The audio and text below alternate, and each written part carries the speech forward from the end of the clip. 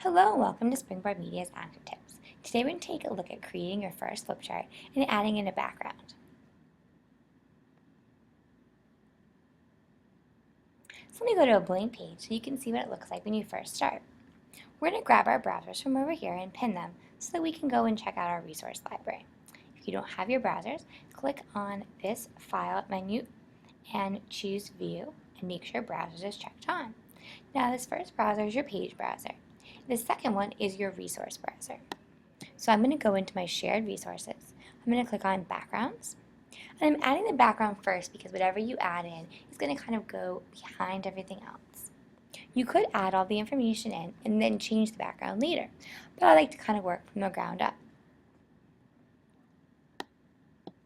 So you can add different backgrounds, and there's lots of different backgrounds to choose from. And what it's actually doing is just replacing that background with the background that I choose.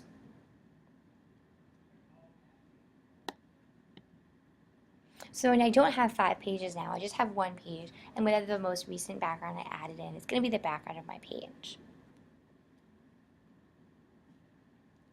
If I do want to get rid of this background, I can click on the spray bottle and hit Clear Background, and then it'll take me back to having absolutely no background.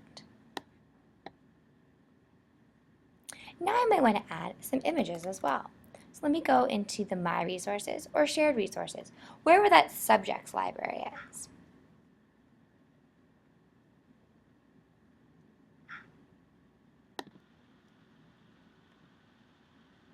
Sometimes it's hard to sort through all of these, so you can also search right here for a specific image that you're looking for.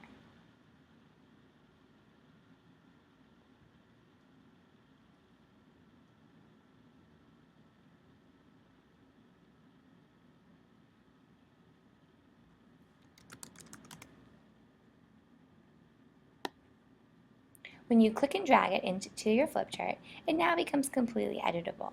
You can make it bigger or smaller, move it around, and make it more or less transparent. And once you have a bunch of images, you can work with layers to put some on top or some behind. Now I might want to add some text. This T tool is probably the easiest way to do this at your computer, and this is going to let you type. There is also an on-screen keyboard key. If you're standing at the board, you can use this to bring up an on-screen keyboard.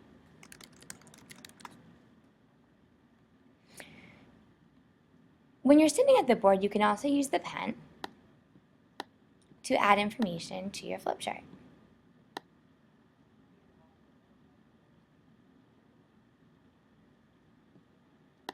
And you want to think about how students are going to interact with this content. So you don't want to put everything right on the page right to begin with. There should be something that students are adding to the page or moving around. When you want to create another page and you don't have an empty page after this, you're going to hit this Next Page button. It's going to create a new empty page for you. You can see in the page browser I now have 4 pages. If I go back to this page and I use that Next Page arrow, it's just going to take me to the next page.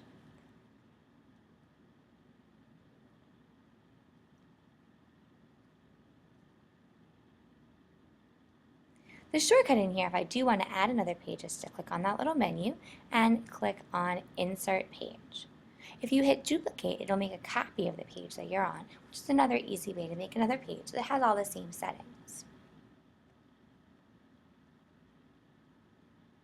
Something interesting I just learned this week is that you can click on Insert Page and click on a specific page template or theme, and it'll add that page for you.